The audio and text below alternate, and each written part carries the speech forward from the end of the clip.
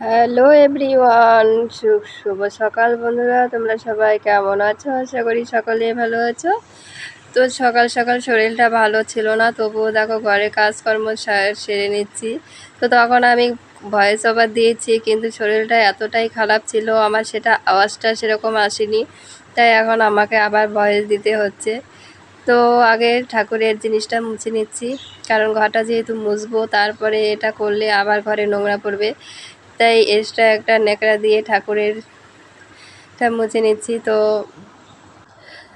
ওটা মোছা হয়ে গেছে। এখন যে ঠাকুরের বাটিগুলো ছিল, এটা ব্যবহার করা হয় না, ঠিকই ধুয়ে রেখেছিলাম, নোংরা পড়েছে তাই মুছে রেখে দিচ্ছি। তো পুজো টুজো দেবো, আছে যেহেতু আমাবতী ছেড়ে যাবে, তাই দেখো অনেক দিন থেকে পুজো দেওয়া হচ্ছে না।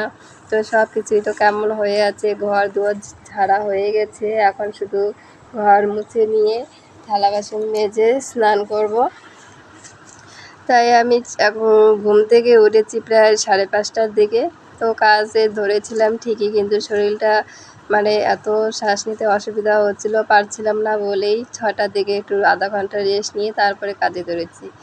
তো কী করবো বলো, শরীরের পরিস্থিতি এরকম হলে কাজ মানে 1 ঘন্টার কাজ 2 ঘন্টা সময় লাগে। তারপরে আমি এখানে শোকেসটাও মুছে নিচ্ছি, কারণ শোকেসে আমি সপ্তাহে 1 দিন করে মোছামুছি করি। অবশ্য সব দিন তোমাদের সঙ্গে শেয়ার করি না, তো আজকে ওটার সঙ্গে সঙ্গে এটাও একটু শেয়ার করে দিলাম। তো চলো বন্ধুরা, কাজগুলো সেরে নিই, তারপরে তোমাদের সঙ্গে আবারও আসছি। তো বন্ধুরা, সকালে কাজকর্ম করার পরে আর আসিনি, তো এইমাত্র আসলাম, এখন চান করেছি, তো এখন দেবো পুজো। তো একটা কাণ্ড করেছে আরশি কল চেপার জন্য ঠাকুরের যত থালা বাসন ছিল সব দিয়ে রেখেছে, বলছে পূজা দেবে। আমি বললাম ঠিক আছে। তো আমি তো জানি না ও কল চেপার জন্য শুধু থালা বাসনগুলো ধোবে, আর কিছু করবে না। তো ও চান করে নিয়েছে, সকাল সকাল কল চেপতে পারে না এখন। তো সকাল সকাল চান করে ঠাকুরের থালা বাসন যা ছিল ঝাঁস টাস সব কিছু ধুয়ে আমি বললাম ঠিক আছে তাহলে ফুল নিয়ে আয়, এখন তো আর কিছু করবে না। তার মানে আমি বুঝতে পারলাম, মানে যেই কাজগুলো কল চিপে ধুতে হবে ওই সব কাজই করেছে, এর বাইরে আর কিছু করবেও না, করেও নেই। তো চলো, ভালোই হলো, থালা বাসনগুলো ধুয়ে রেখেছে, এখন আমি ঠাকুর গেছে যেটা দিয়ে দিই। আসতেছি জামাই ষষ্ঠীতে কী খাবে তাহলে? খালি রুটি খাবে।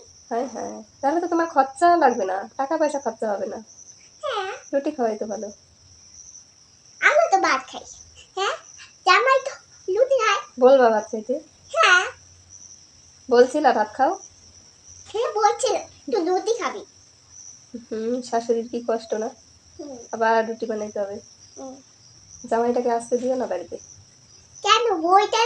বউ ভাত খাই, বউটা খাই না। জামাইটাকে আনবা না? হ্যাঁ, বউ আসতেছে। মেয়েটাকে নিয়ে আসো। মেয়েটা নাও।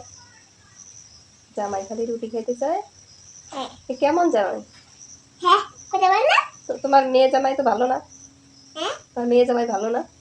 মেয়ে ভালো আর মা ভালো, জামাই ভালো না। জামাই ভালো না? না। কেন?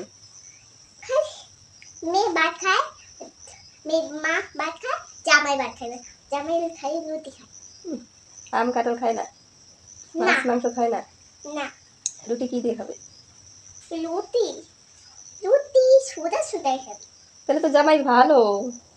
হ্যাঁ, শাশুড়ির কষ্ট হবে না, রাঁধতে হবে না, খালি রুটি বানাইলেই হবে। জামাই ভালো না, প্রতিদিন রুটি খায়, ভাতও খায় না। হায় হায়।